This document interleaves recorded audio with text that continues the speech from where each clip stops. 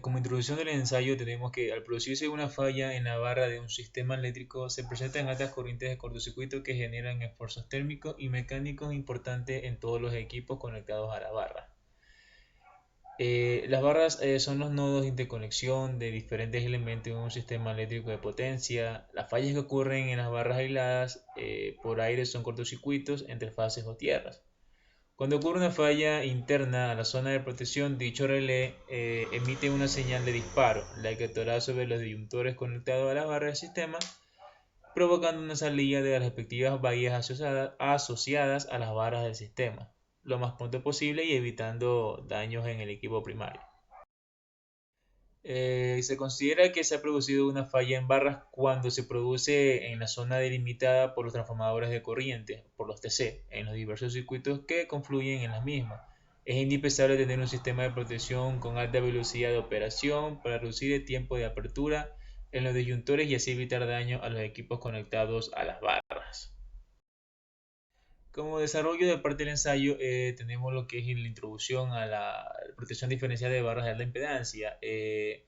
Estos están conformados por un circuito LC que permite fácilmente el paso de corriente a frecuencias de 60 Hz y tiene una alta impedancia que impide el paso de los armónicos de corriente.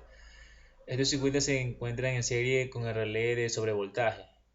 Ante la ocurrencia de fallas externas, la corriente diferencial es igual a la sumatoria de las corrientes de los TC que no están saturados menos la corriente del TC saturado, que ese es prácticamente la corriente de falla, que suele ser de baja magnitud. En el peor de los casos, cuando se presenta una falla interna, la corriente diferencial es distinta de cero, lo que genera que la caída de tensión en el relé de alta impedancia sea grande, haciendo que el relé opere. Para proteger el relé ante altas corrientes se coloca un relé de sobrecorriente para que éste no opere ante fallas externas máximas y si lo haga será para la ocurrencia de fallas internas como se muestra en la siguiente figura. Como podemos observar en esta figura tenemos que es el esquema de falla interna de un relé diferencial de alta impedancia. En la figura se puede ilustrar el caso de la falla interna de con DC, es decir, que todos deben tener la misma relación de transformación, la polaridad, rangos de precisión y características de magnetización. Ante la ocurrencia de falla de la barra, los tres circuitos contribuyentes a esta, resultando una corriente diferencial igual a la sumatoria de las corrientes secundarias de los circuitos en cuestión. Aquí damos referencia a las leyes de Kirchhoff. La corriente diferencial disminuye por el fenómeno de saturación, lo que acarrea que disminuye la tensión en el elemento diferencial, haciendo que las protecciones pierdan sensibilidad. Y la importancia de que todos los transformadores de corriente sean iguales en las impedancias altas. Protección diferencial de la barra de baja impedancia, llamado también protección diferencial porcentual.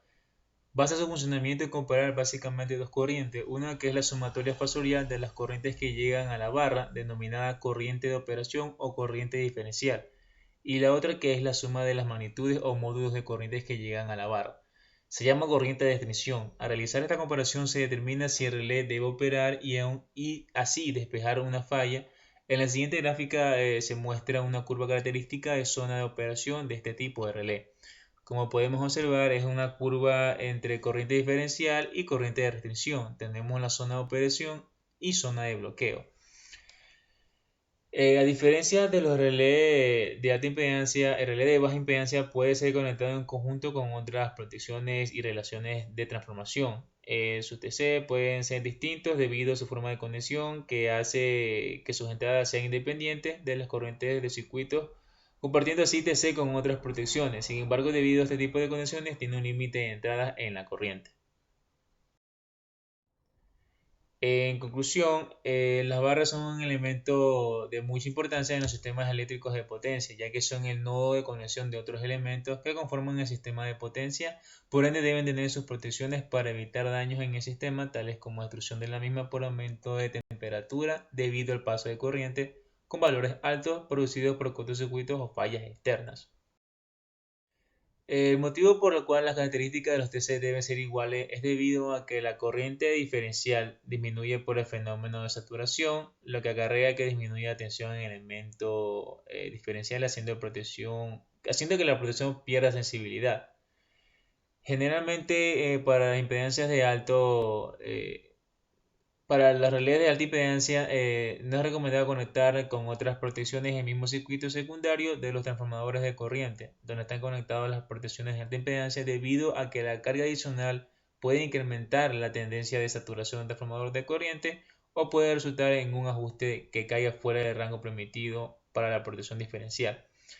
El relé de baja impedancia puede ser conectado en conjunto con otras protecciones debido a su forma de conexión, que hace que sus entradas sean independientes de la corriente de los circuitos, compartiendo así TC, transformadores de corriente con otras protecciones.